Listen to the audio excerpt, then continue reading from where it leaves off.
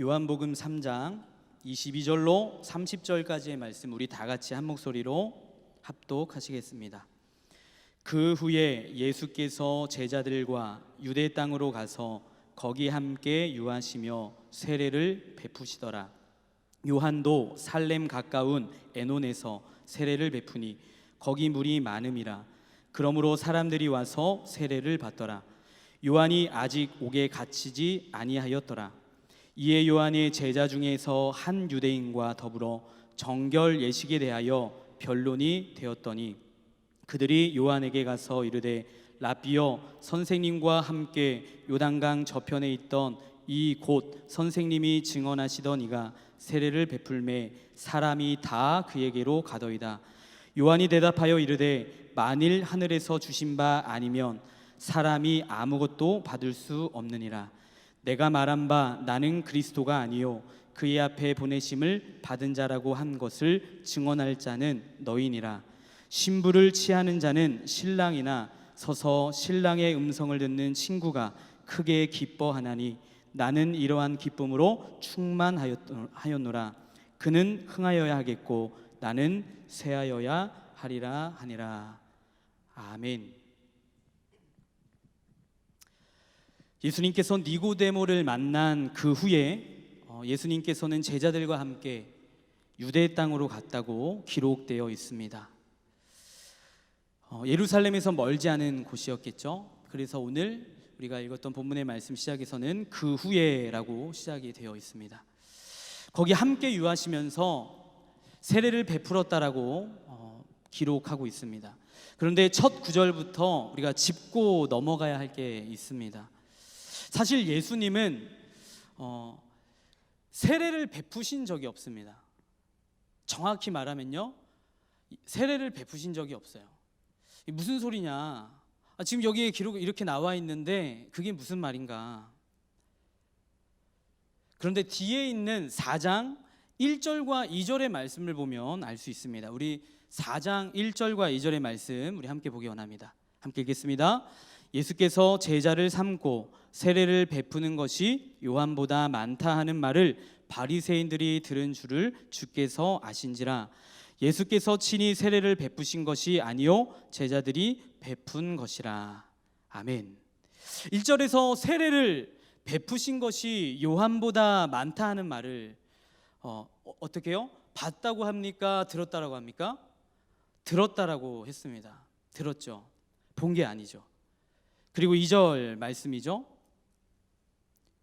이제 확실히 드러났습니다. 예수께서 친히 세례를 베푸신 것이 아니요 제자들이 베푼 것이라. 예수님은 세례를 베푼 적이 없습니다. 그 제자들이 베푼 것을 어떻게 해요? 사람들이 예수님이 베푼 것으로 그렇게 오해를 하며 그런 말들을 이제 만들기 시작하면서 그런 말들이 퍼져가게 된 거죠. 따라서 실질적인 그 세례는 예수님께서가 아닌 누가요? 제자들이 베푼 것이었습니다. 그리고 이어지는 말씀 우리 23절, 우리 오늘 읽었던 23절의 말씀 우리 한 번 더 함께 보겠습니다. 요한도 살렘 가까운 에논에서 세례를 베푸니 거기 물이 많음이라. 그러므로 사람들이 와서 세례를 받더라. 자, 그런데 지금 이 대목에서 그냥 지나갈 것이 아니고요, 제대로 이해를 하고 또 가야 하겠습니다. 이것은 내용보다 구조에 대한 이해이겠습니다. 사복음서의 기자가 세례 요한을 설명하고 예수님을 설명하지만 이렇게 사역을 동시에 같이 한 장면을 그려놓은 것은 요한뿐입니다.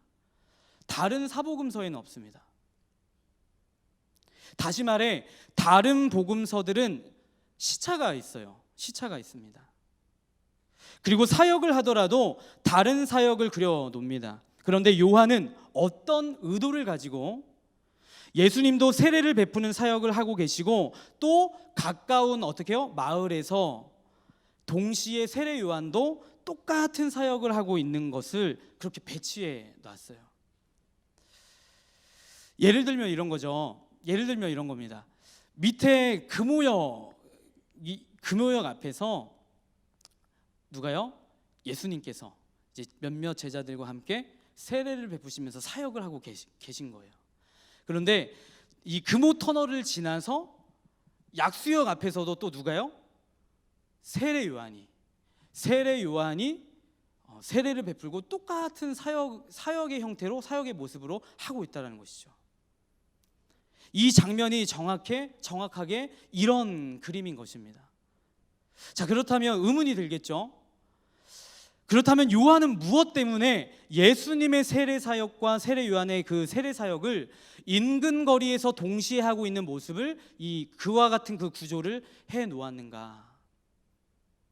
여기 아주 매우 중요한 이유가 있습니다. 이것 때문에 문제가 하나 벌어지게 됩니다. 다음 절을 함께 보겠습니다. 24절의 말씀입니다. 24절 함께 읽겠습니다. 요한이 아직 옥에 갇히지 아니하였더라.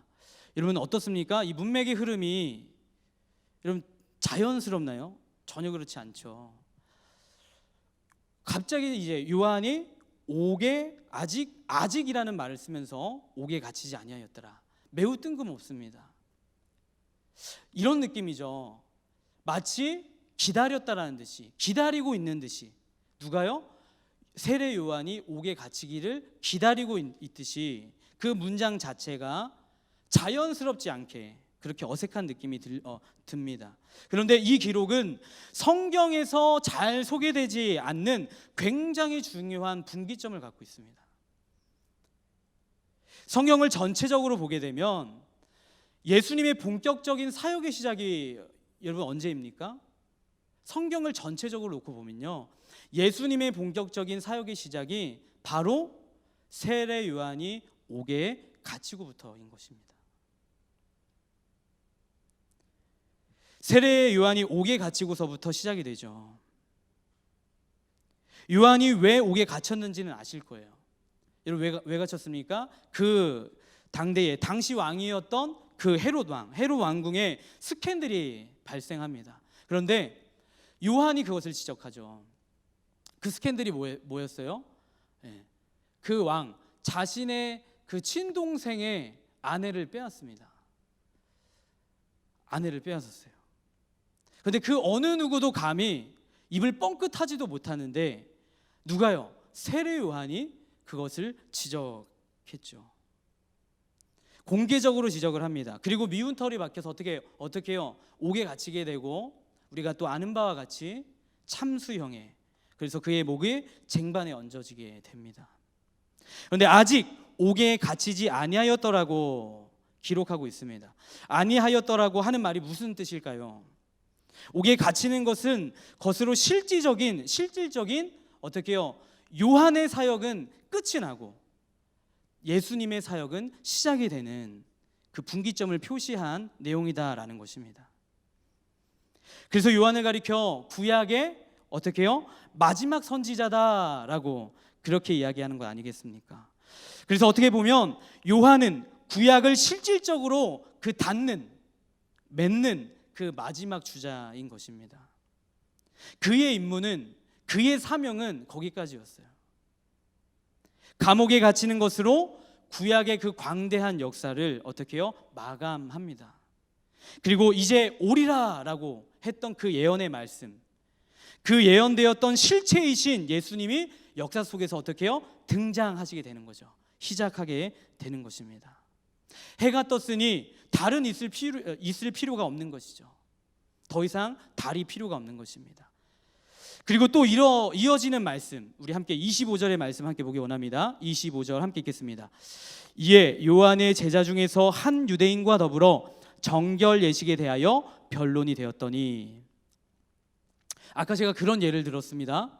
금오역 앞에서 예수님의 몇몇 제자들과 어떻게요? 세례를 베풀면서 이제 사역을 하고 있었습니다. 그리고 약수역에서는 마치 어떻게요?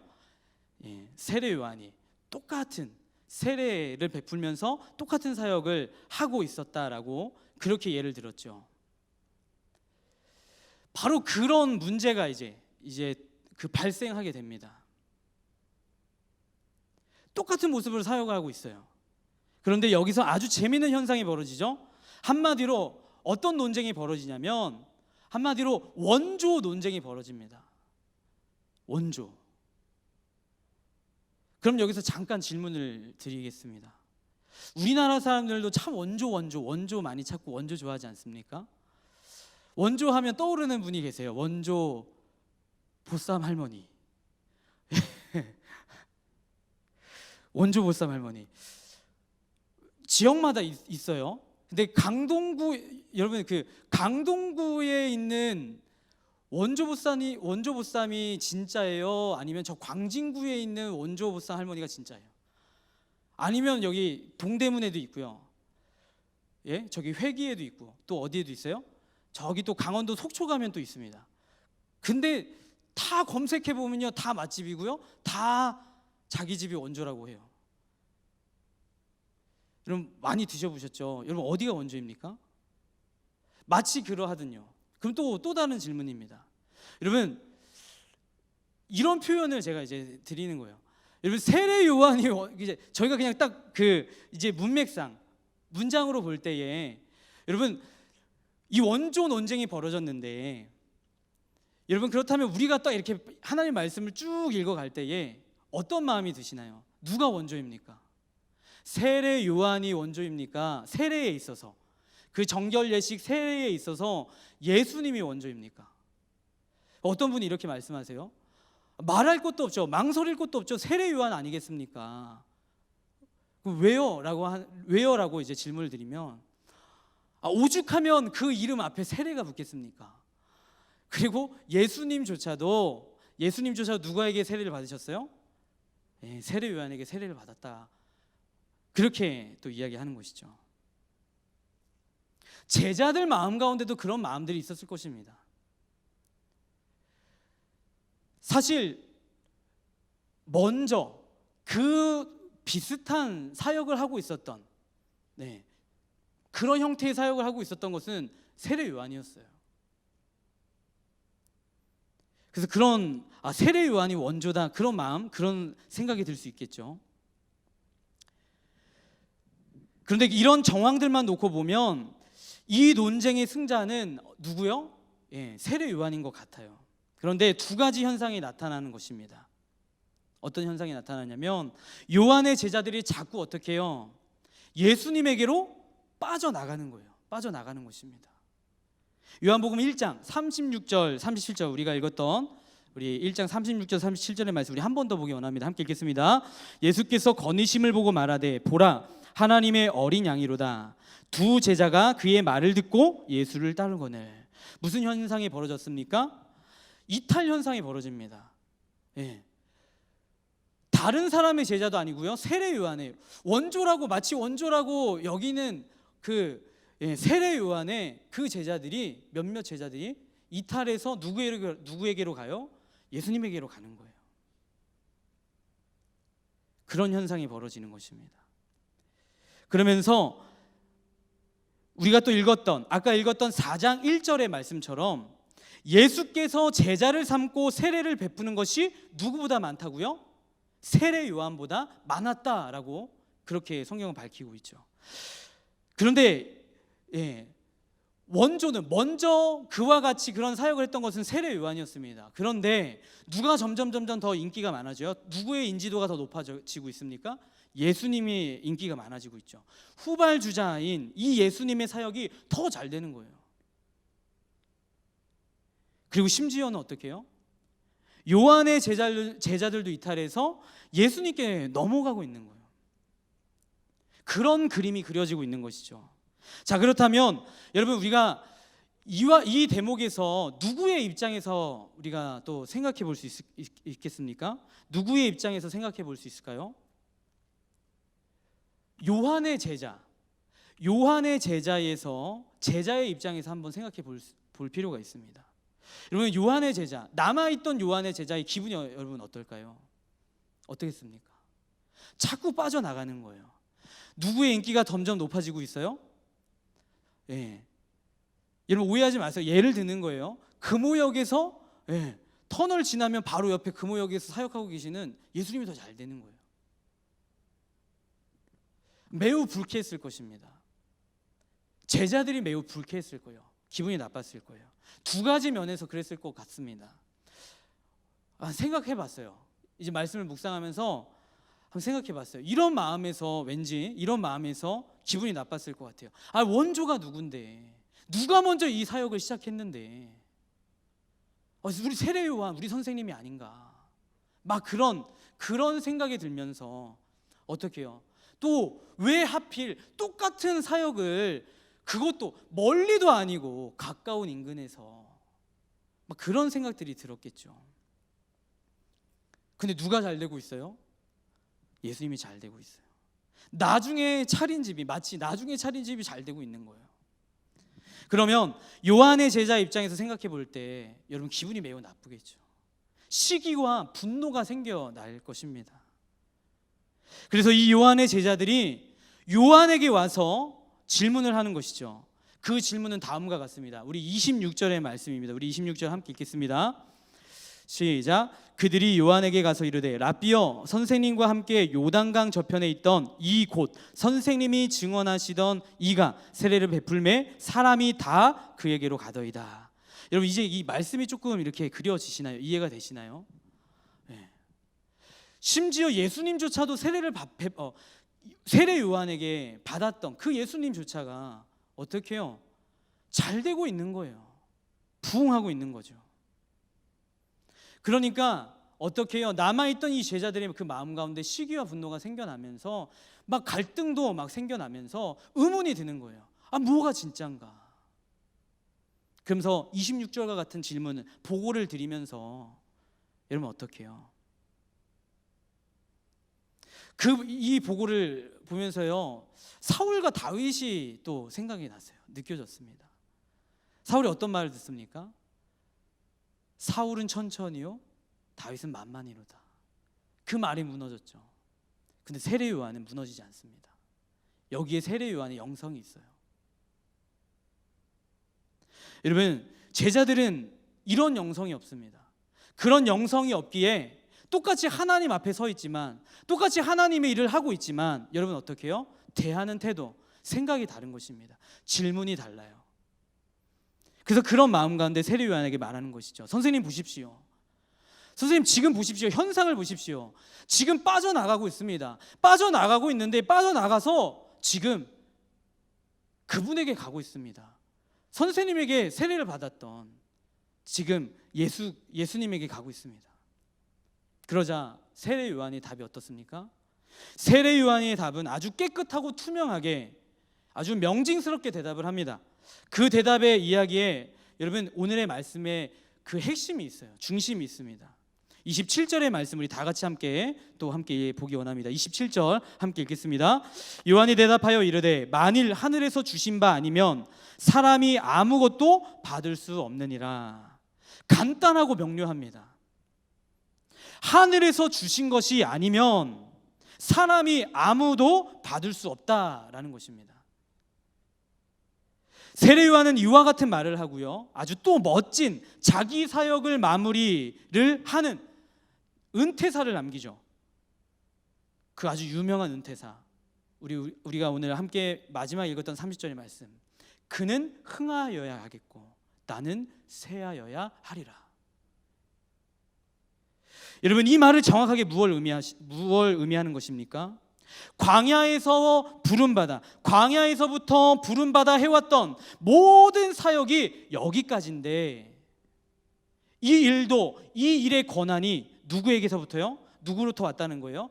위에 계신 하나님으로부터 왔다는 거예요. 하나님께로부터 왔다라는 이야기인 것이죠. 또 한켠에 이 말이 누구에게도 적용이 되는 것일까요? 지금 그와 같은 고백을 하고 있는 요한에게도 적용이 되지만 동시에 예수님에게도 적용되는 것입니다. 어떻게요? 점점 지금 잘 되고 있는 그 예수님은 흥하여야 하는 분인데, 저분이 하시는 저 사역도 누구로부터 권한이 있다고요? 하나님으로부터 왔다라는 거예요. 여러분, 참으로 이런 인식이 중요한 줄 믿습니다. 오늘날 하나님께 예배를 드리고 또 주님의 이름으로 모여서 이 모습 이런 모습 저런 모습으로 제가 어떻게 해요? 주님의 팔이 되어서, 주님이 발이 되어서 주님의 그 몸된 교회를 이루어가고 사역을 하고 있는 저와 우리 모두에게도 이러한 인식이 필요한 줄 믿어요. 우리가 가져야 할 참된 인식인 줄 믿습니다. 내 사역은 안 되고 저 사람의 사역은 잘 되고, 그러면서 거기에 대한 비교나 시기심이 있을 수 있습니까, 여러분? 있을 수 있나요? 있을 수 없나요? 사실 있을 수 없는 것이죠. 이것이 정확하다면요. 그런데 여러분 어떻습니까? 이것이 하나님께로부터 온 권한이 아니라고 생각할 때 누구의 마음처럼 시기 질투가 여러분 벌어지는 것입니까? 제자들의 마음처럼, 남아있던 그렇게 보고했던 제자들의 마음처럼 시기 질투가 벌어지는 것입니다. 생겨나는 거예요. 저 집은 잘 되는데 왜 우리 집은 안 되지? 여러분, 왜 이런 생각이 들어오는 것일까요? 여러분, 교회는 없습니까? 교회 속에서 그런 생각, 그런 모습은 없습니까? 우리가 다니는 직장, 일터에는 없나요? 또 우리 친척들이 모이는 그 자리에는 없습니까? 이런 비교하고 시기 질투하는 마음들이 우리 주변에, 우리 공동체 속에 얼마나 많이 깔려 있는지 모르겠습니다. 이런 것들로 비교하고 비난하고 시기 질투하고 경쟁하고 왜 이런 일들이 일어납니까? 왜 이러한 것들 가운데서 자유하지 못하겠습니까? 이 일이 하나님께로부터 온 일이라는 사실에 대한 그 눈이 열려지지 않았기 때문인 것입니다. 그런 현상이 그래서 나타나는 것이죠. 성경 속에 대표적인 대표적인 인물이 있습니다. 창세기로 거슬러 올라가서요, 요셉이 있습니다. 우리 요셉은 너무나 잘 알고 있죠. 요셉 앞에 어떻게 해요? 형들이 찾아옵니다. 그 형들이 양식을 구하기 위해서 찾아오죠. 그리고 요셉 앞에 무릎을 꿇고 엎드립니다. 그것을 요셉이 눈앞에서 그 형들을 보면서, 여러분, 누가 더 사실 놀랐어요? 형들이 먼저 놀란 것이 아니라 사실 먼저 놀랐던 것은 요셉이었습니다. 요셉이 먼저 놀랐어요. 그리고 깨달은 것이 있었죠. 무엇입니까? 자기를 죽이려고 했던, 또 자기를 팔아 넘겼던 그 형들이 지금 자기 눈앞에 와서 기근을 피해서 생명을 구걸하고 있어요. 양식을 얻기 위해서 지금 눈앞에 있어요. 그러면서 뭐가 지나가는 거예요? 필름처럼요, 지난 그 무수한 그 모든 장면들, 사건 사고, 그 많은 헤아릴 수 없고 해석할 수 없고 설득할 수 없는 그 많은 장면들이 어떻게 해요? 그 마치 퍼즐과 같은 그 모든 것들이 이제 하나의 그림으로 맞춰지는 거예요. 그러면서 위대한 고백을 하지 않습니까? 그 형들을, 두려움에 떨고 있는 그 형들을 격려하면서 위로하면서 뭐라고 이야기해요? 이 모든 것이 하나님이 하신 일이다. 깨닫는 것이죠. 그 모든 것들이 하나님께서 지금 이 일을 이루시려고, 또 그리고 어떻게 해요? 하나님의 그 구약의 말씀의 성취, 신약에 오실 그 메시아, 그 예수님의 그 대를 또 어떻게 해요? 보존하고 이어가기 위한, 그 말씀에 성취하기 위한, 그래서 하나님께서 하신 것이로구나, 그것을 깨닫는 것이죠. 이 일이 하나님이 하신 것이로구나, 이것이 하나님께로부터 온 일이구나, 이것이 하나님께로부터 온 일이라는 사실에 요셉은 어떻게 해요? 눈이 열렸던 거예요. 눈이 열려지자 여러분 어떻습니까? 더 이상 원수가 어떻게 해요? 원수가 되는 것이 아니에요.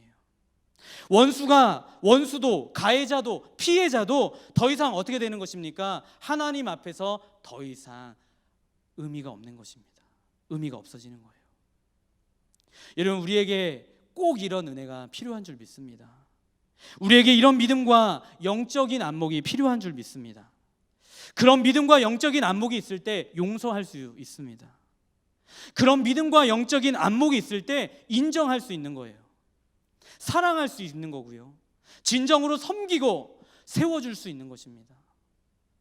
여러분, 말로 세우는 것은 누구나 할 수 있죠. 누구나 말로 인정합니다. 여러분, 이것이 이 시대 가운데에 빛과 소금으로 부름받고 세워진 우리 교회와 또 하나님의 백성들이 갖추어야 할 덕목인 줄 믿습니다. 세례 요한에게는 이것이 있었어요. 세례 요한에게는 이것이 있었습니다. 또한 그것이 하나님 앞에서 세례 요한과 제자들의 차이였습니다. 그래서 요한은 내 임무가 여기까지구나, 내 사역이 여기까지구나, 내 역할은 여기까지구나, 이것이 정확하고 분명했던 것입니다. 예수님이 잘 되는 것에 있어서 아무 질투나 시기나 부러움이 일어날 수 없게 되는 것입니다. 하나님께로부터 내게 부여한 역할과 임무가 여기까지라는 그 사실 앞에 눈이 떠질 때 그것이 가능한 것이죠. 그래서 하나님 말씀 앞에 여러분 어떻게 해야 할까요? 저와 여러분들이 이러한 선한 능력이 있어야 하기 위해서는 날마다 우리가 하나님 말씀 앞에 내 자신을 세워야 할 줄 믿습니다. 세상의 다른 채널에 주파를 맞춰서는 안 돼요. 여러분, 세상의 다른 채널에 주파수를 맞추면요, 여러분 어떤 안목이 생길까요? 여러분 어떤 것이 열려질까요? 열려져야 할 것이 열려지는 것이 아니라 여러분 어떤 것이 열려져요? 무한 경제사회, 더 짓밟아야 하고요, 비교하고요, 비교가 끝이 없습니다. 내가 먼저고요, 더 가져야 하고요, 이겨야 하고요, 인정하지 않습니다. 여러분, 요즘 정말이죠, 점점 갈수록 인정하지 않는 세대예요. 여러분 느끼시잖아요. 점점 밑으로 갈수록 여러분 어떻게 해요? 점점 이타적인 삶, 이타적인 중심이 아니라 어떻게 해요? 개인주의, 자기밖에 몰라요.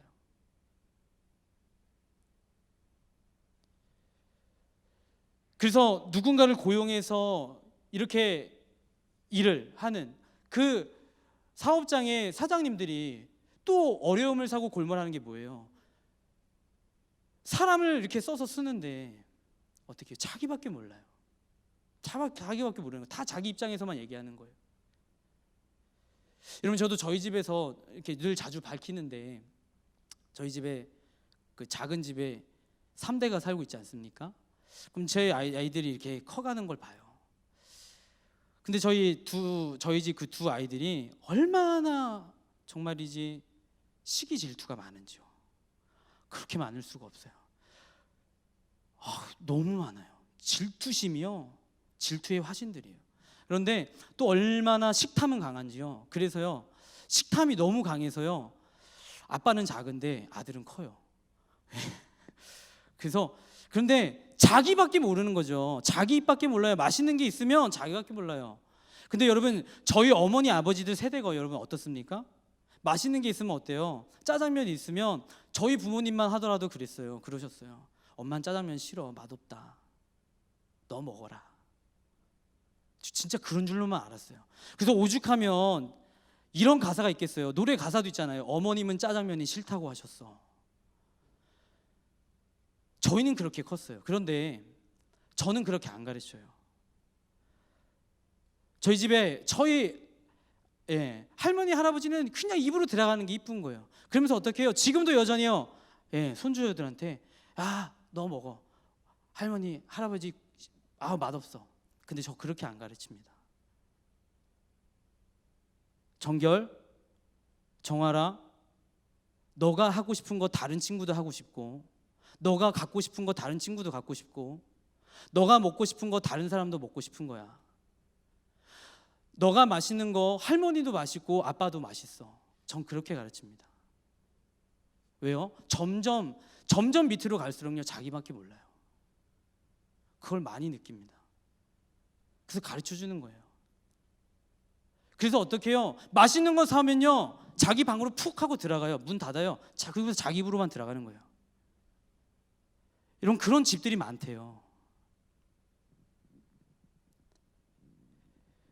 여러분, 세상에 대한 주파수를 맞추면요, 세상에 대한 그런 안목, 세상의 기준들만 넘쳐나는 것입니다. 그래서 무한 경제 속에서 끝없이 비교하고요, 인정하지 않습니다. 아니요, 해줄 수가 없어요. 이제 세상 앞에 착하다는 표현이 어떻습니까? 착하게 살아야 된다. 전에 저 사람은 착한 사람이다. 여러분 어때요? 그 사람 착하다라고 인정하지 않아요. 세상에서의 착한 기준은요, 호구예요. 요즘 그렇게 불려집니다. 착하면 안 된다라는 거예요. 바보라는 거예요. 그래서 계산해야 되고, 내가 이겨야 되고, 내가 더 가져야 되고, 내가 먼저 해야 되고, 남 잘 되는 거 볼 수가 없는 거예요. 여러분, 그것이 세상의 기준인 것이죠. 저와 여러분들에게서는 하나님께로부터 온 이 하나님께로부터 온 일이라는 사실에 대한 이 눈이 열려지게 되어지기를 소망합니다.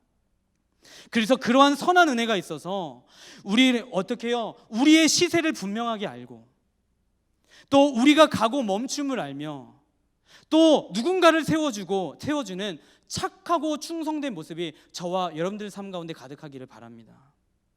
그런 모습을 통해서 여러분 어떻게 해요? 하나님의 나라가 일구어지는 것 아니겠습니까?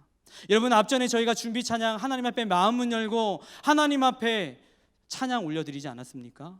그리고 세상을 향해 선포했어요. 어떤 고백이요? 난 예수가 좋다오, 예수를 사랑한다오. 할렐루야. 여러분, 오늘 주신 이 말씀을 묵상하고 상고하면서요, 말씀을 마무리할 때에 그런 마음이 들더라고요. 또 이어서 콘티를 짜면서요, 진짜 하나님을 사랑하는 것이 무엇일까? 우리가 이와 같은 안목이, 영안이 열려서 이 모든 것이 하나님께 있구나, 하나님께로부터 오는 것이구나, 그것을 알아서 우리가 그렇게 살 때, 그렇게 살아낼 때, 그래서 세상은 그렇게 말하지만 우리가 하나님 앞에서 착하게 살고 충성되게 살고 또 인정하고, 세상은 바보라 말하지만, 세상은 호구라 말하지만, 우리가 더 섬기고 더 낮아지고 더 세워주고 더 사랑하고 용서할 때 하나님의 나라가 일구어 가는 줄 믿습니다. 그리고 그러한 우리의 모습들을 통해 예수님이 조명되어지고, 예수님이 나타내어지고, 더욱더 예수님이 소개되어질 줄 믿습니다. 그래서 우리 요한의 그 사역과 그 요한의 거룩한 맺음처럼 우리의 그 모든 삶과 맺음도 그와 같은 선한 능력이 다 있게 되기를 예수님의 이름으로 축복하고 축원합니다. 기도하겠습니다. 참 좋으신 하나님 아버지, 감사합니다. 하나님, 오늘도 우리가 하나님 앞에 찬양하고 또 말씀 앞에 서며 또 기도하게 하시니 감사를 드립니다. 하나님, 또 우리에게 주신 이 말씀, 하나님 말씀을 통해 하나님 또 은혜를 얻게 하심도 감사합니다. 오늘 또 우리에게 들려주신 이 복된 말씀과 주시는 은혜를 통하여서 우리의 영안이 열려지기를 원합니다.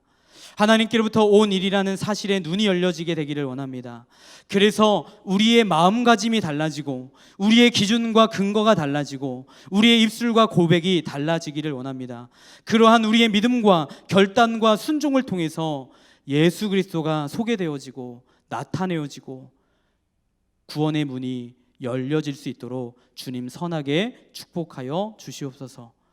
주님, 오늘도 금요기도에 주의 전에 나와 하나님 빈손으로 나오지 아니하고 하나님 11조로 또 감사 헌금으로 또 일본 선교 헌금으로 또 1,000번째 예물로 드린 귀한 손길이 있습니다. 하나님, 하늘에 쌓여지게 도와주시고 하나님 기억하여 주시고 하나님의 선한 것들로 더하여 주셔서 이 모든 것, 그 드려진 손길 위에 하나님 선하게 축복해 주시고, 이 드려진 또 예물을 통해서 하나님의 나라가 더욱더 성결하고 아름답게 또 일구어져 갈 수 있도록 주님 도와 주시옵소서. 우리를 권하신 예수 그리스도 이름으로 감사하며 기도드렸습니다. 아멘. 아멘.